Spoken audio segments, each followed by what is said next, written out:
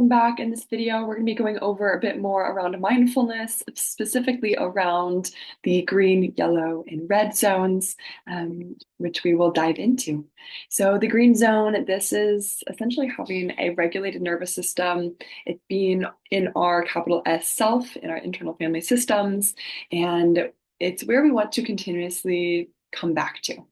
This is when we are content, we can breathe easily, we can sleep easy, we overall feel really, good and centered in our life.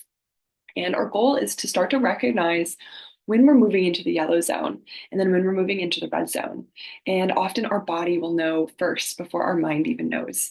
So it can often be starting to recognize the physical sensation. So maybe it's chest tightness, tightness in our throat, being easily annoyed at our loved ones and irritable, or feeling on edge, can be things that are cluing us in to that we're getting off center, we're moving into a different part, or becoming stressed, and time for some self-care to then move us back into the green zone, right? And if we don't do that when we're in the yellow zone and we continue to push through and aren't giving us the self-care, we could move into this red zone, which is more of crisis, of panic, raging, extreme sadness. And we'll go through some techniques as well to help us move through this state as well. And I have some journaling topics here to please go through afterwards to really start to recognize our self-talk as we're moving through these different stages, as well as our physical sensations as we're moving through them as well. So in the yellow zone, we're starting to feel the physical sensations, maybe some self-criticism, some negative self-talk. We can do things to help regulate our system. Our nervous system regulation techniques are all really powerful, like going for a walk, getting that rhythmic movement in.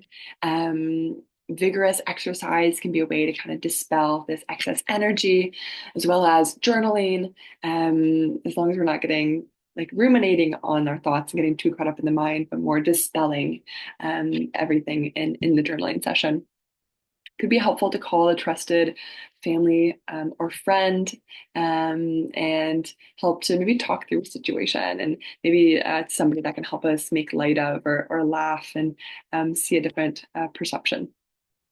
And our four square breathing, our deep breathing, can also be really helpful to move us back into the green zone, get us re-regulated.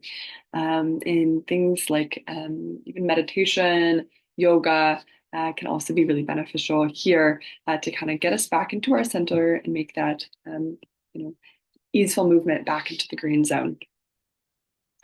And we also have the red zone. So when we are in these states of panic, of rage, of despair, it can be really helpful to get into the body and be grounded within our senses. So maybe we can smell an essential oil, we can feel the texture of a blanket, we can feel our feet on the earth.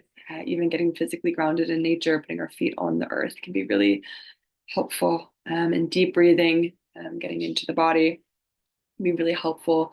It can also be helpful to splash cold water on our face, temperature activation, putting our hands in cold water. This can really act as a big pattern interrupt, as well as help to lower our blood pressure and lower our body temperature as well. It might be helpful to do some intense physical exercise to burn off this pent up energy, and yeah, connecting to the breath and specifically the long exhales and to regulate the system. The long exhales tune in to our parasympathetic and cause a direct relaxation response, right?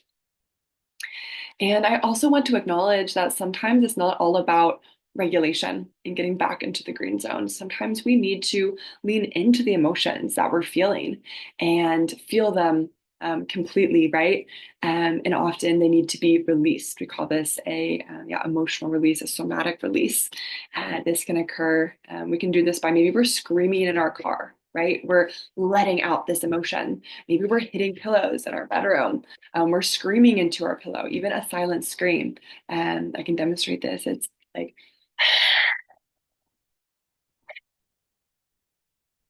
like actually getting it out of our system and out of our bodies. I encourage you to try this. It can be really, really cathartic to, get it out of our system. I facilitate something called somatic release breath work. This is an hour of of deep breathing to help release these emotions. Reach out if that's of interest. It's really powerful. I've also found for anxiety, the emotional freedom technique, which we'll go into later, can be really helpful. There's also an app called the Tapping Solutions, which goes through tapping of different meridian points of the body and helps to dispel this energy and get our body more into balance. Also, a really powerful technique. And then also with grief and sadness, just allowing ourselves time to feel and cry and be in the grief is so, so very important. Emotions are energy in motion and they have to be released. And if not, they can be stored in the body and cause, mental health concerns, physical health concerns. So we can become in tune when we need to take time for ourselves and to feel what needs to be felt, and also times when we can utilize our regulation techniques to get back to center. So, and so take time to go through these journaling prompts. I also have one down here as we're recognizing some of the self-talk that comes up as we're moving into the yellow, the red zone. We can utilize the stop technique and have a replacement thought. So maybe we recognize that we're constantly telling ourselves, I'm the worst. I can't do this. We can have a replacement thought of, you're doing the best that you can, and really bringing in this compassion for ourselves. So also reflect on some of these replacement thoughts that we can bring into our life. And I will see you guys in the next video.